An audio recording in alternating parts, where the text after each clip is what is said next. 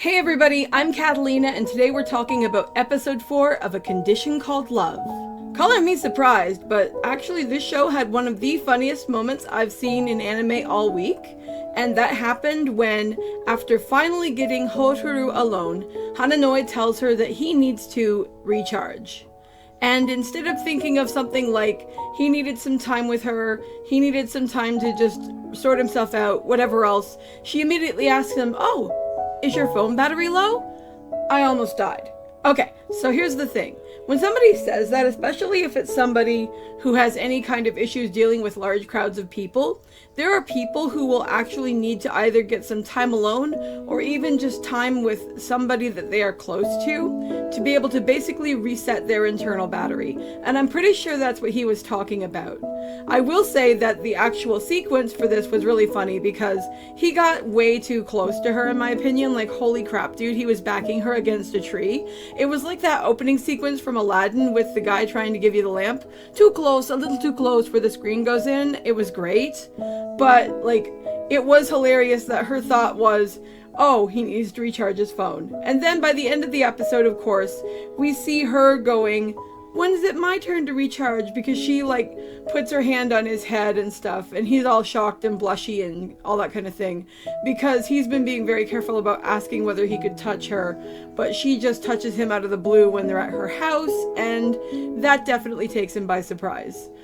The thing I find really cool about this aspect of the show and my reaction to it is that one of the things I like most about A Condition Called Love is that instead of being about a situation where a guy or a girl is in love with the idea of being with someone and imagining what it would be like and the awkwardness of will they or won't they, instead we are actually in the midst of two people who have formed a relationship and we're on the inside of that relationship finding out whether or not it would work. And that is really incredibly refreshing and is something that we don't really see as often. It's not as common to see a couple paired together and actually going through the motions of being in a relationship. So I definitely wanted to point that out because I think that's one of the things that makes this show really unique. Another thing that I want to talk about is Hananoi and how his character is progressing, because I'm seeing so many mixed thoughts and opinions on how he functions, and I think that it's really important to understand a few things if we're going to look at him and be objective and fair. The first thing we have to recognize is that this is a show that almost entirely runs on the basis of its romantic plot. There really isn't a plot B that's going on with these characters that is a through line throughout the show that we're watching happen. We're kind of just seeing the impact of their romance on their day-to-day lives, which means that their romance actually has to carry the weight of having a conflict engine, because every story needs some kind of underlying tension in order for people to care and to want to engage with it. So the thing is, these characters, if we were to make them ideal and perfect and as healthy as possible and all that kind of thing, we would have a healthier relationship, but we wouldn't have a story. And I think that's important in two ways. The first is that we shouldn't expect fiction to be a model for real life. Fiction is actually where we go to experience things that we wouldn't necessarily want to experience in real life. And second, we should also realize that these characters are teenagers. If we wanted them to be perfect models of exactly how we want men and women to behave in society, that would be an incredible expectation to put on actual young people. So to put it on fictional young people would be even more crazy, especially since, as I've said, that would actually lead to incredibly boring storytelling. Now, let's go through some of the things that might be upsetting people about Hananoi. We have the reality that in episode 2, he actually says that he wants Hotaru to be his and his alone. He's written it down on a piece of paper. I wasn't sure initially whether he had that in the notebook they shared or whether he had written it down somewhere else. I'm pretty sure at this point he must have written it down somewhere else, because I'm pretty sure if she read that she would be running for the hills like any sensible lady would at that stage of a relationship, because that's, like, insane. We also see that he is watching her and her friends through a window when they're doing after-school activities. I'll admit that was kind of sketchy. And we see a really cold, like, brrr moment where he shoots a couple of girls down, but they kind of deserved what they got because they were saying, if I was as plain as her, I'd know to know my place. And it's like, ew, gross. Could you be any more transparently just vain and yucky? They got exactly what they had coming. In the last episode, he was mostly chill. I mean, he was running around a couple days after having a cold, but I mean, whatever, that kind of stuff's gonna happen in romantic fiction. But in this episode, he did say a few things that could definitely sour people on him, or that could be taken in a variety of ways, ranging from socially inept to he's a serial killer.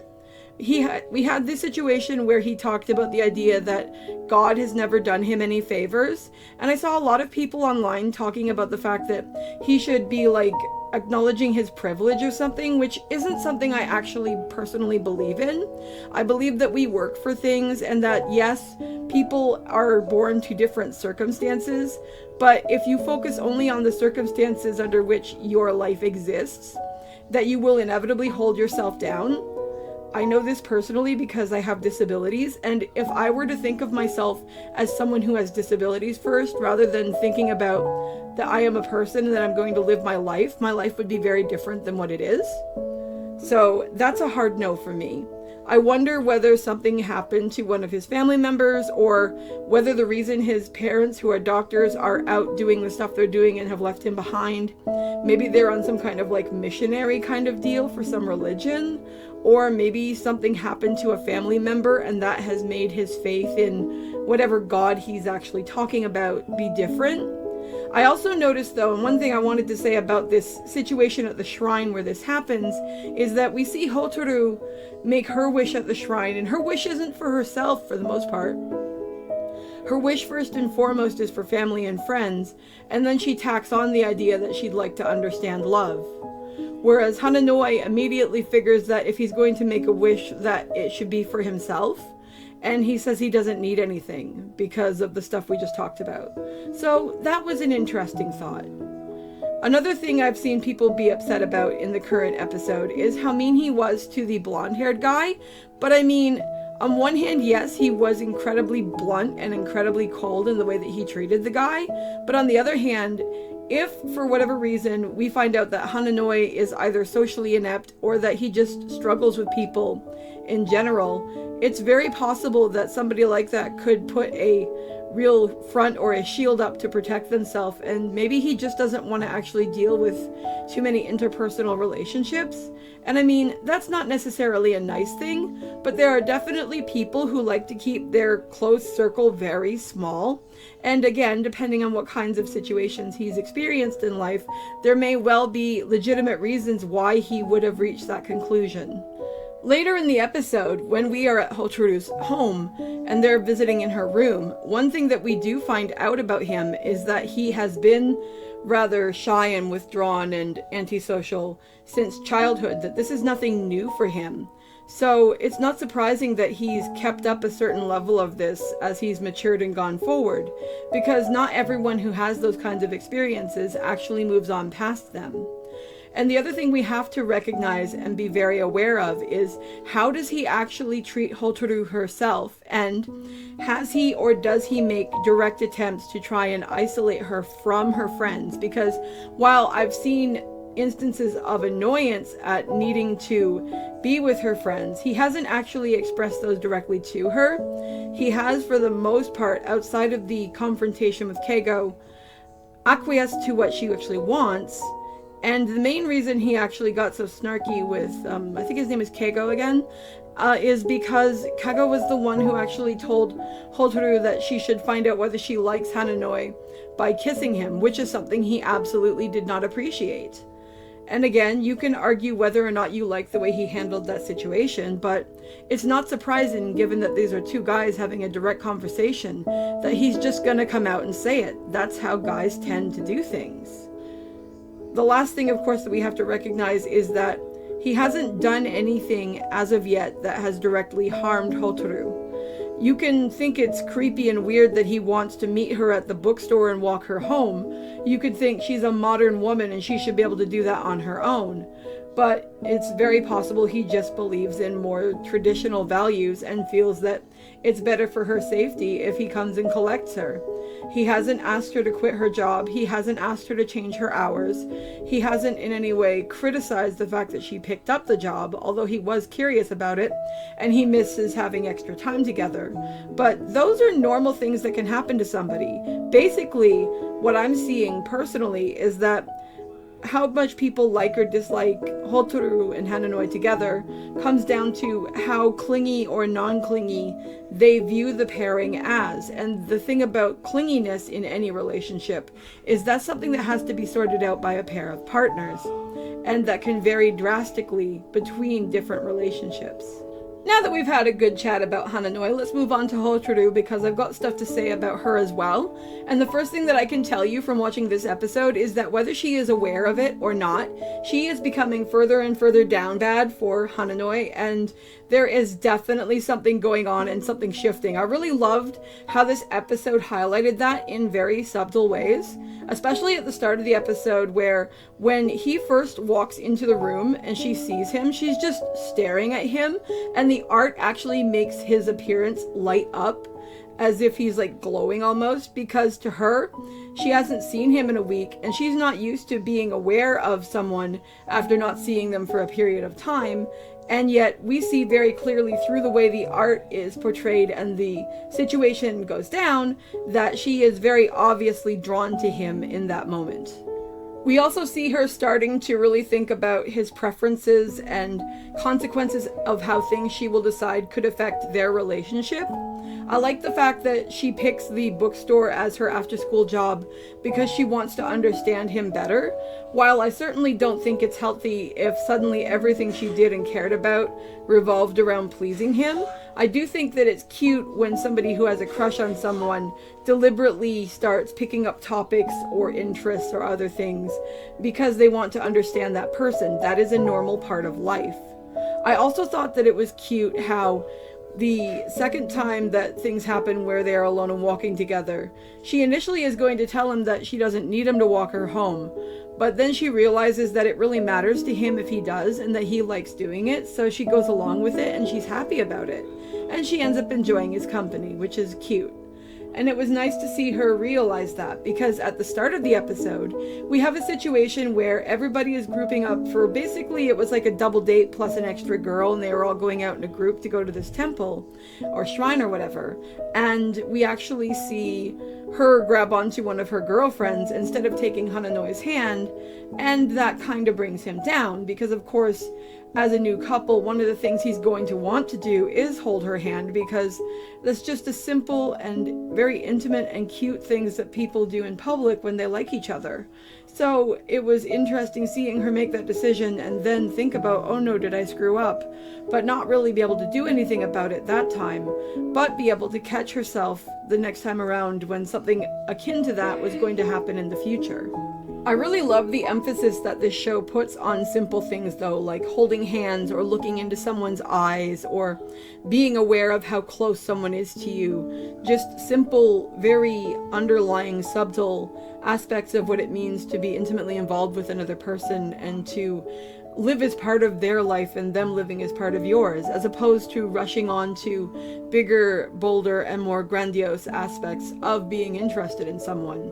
It's not that those larger things don't matter, but rather that some of the smaller and more subtle things often get overlooked. And it's really cute to see a show putting some emphasis and paying so much attention to them. But if I'm being honest, I think my favorite part of the episode was actually near the end when they are at Hotaru's home and the two of them are starting to open up to each other. I loved getting to see the expressions that Hananoi made when he got to have a look at her childhood photos. I thought it was very touching as we found out more about Hotaru's past and the fact that one of her friends had cut her hair and that's part of why she hasn't grown it back. And it seems like part of the reason she hasn't grown it back is because she feels guilty about the loss of that friendship and she blames herself for it. Personally, I think that if this person cut her hair, they're not really a friend, but that's just my hot take.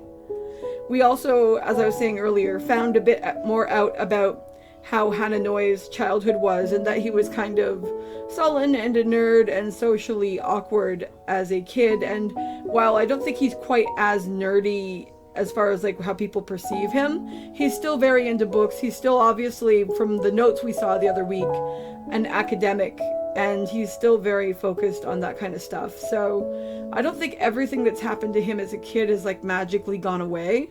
I also think that part of the reason why we might see him keeping his distance from people is that if the recharge situation I talked about at the beginning of this episode is any indication, it's probably very likely that Hananoi is the kind of person who has trouble actually dealing with large groups of people, and that he might even find it physically draining. That is something that happens to some introverts.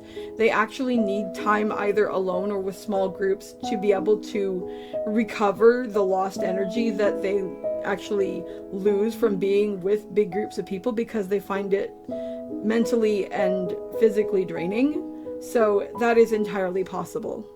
I think that might be the biggest place where people are having disagreement or discussion about Hananoi as a character, because I think given the way that the show actually vibes these aspects of his character, could potentially either be foreshadowing of something darker, or it could be deliberate misleading and like a red herring and a mystery where they're trying to trick you into thinking it's something more than it is.